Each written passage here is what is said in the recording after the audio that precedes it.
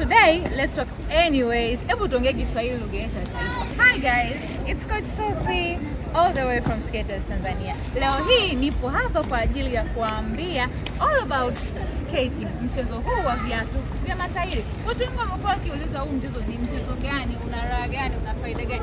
Bana, kama unavyojisikia ukienda kucheza mpira wa miguu, kama unavyojisikia ukienda kucheza basket au any kind of game ambayo unaifahamu, hizo raha na starehe ndio hizo ambazo tunazipata sisi. Bana, leo hii nataka tu niwaambie kukaribisha yeyote yule. Mchezo huu hauchagui jinsia, hauchagui umri. Kuanzia mtoto yote, kuanzia miaka 2 na kuendelea, mtoto anaweza kaanza kujifunza mchezo huu na hauna rika la mwisho. Hata mzee wa miaka 70 anaweza akafanya mchezo huu. Karibuni sana, kwa sababu mchezo huu unatusaidia na watu tofauti tofauti, unatuepusha na makundi mabaya. Yaani inatunyima ile muda wa kukaa huko kwenye makundi na vitu vinginevyo. Instead tunakutana hapa, tunajifunza, tunafanya mazoezi na vitu kama hivi. Kwa hiyo mchezo huu unatusaidia kwenye kukutanisha na marafiki wapya, kutuepusha na makundi mabaya, lakini pia kiafya inatufanya tunakuwa physically fit.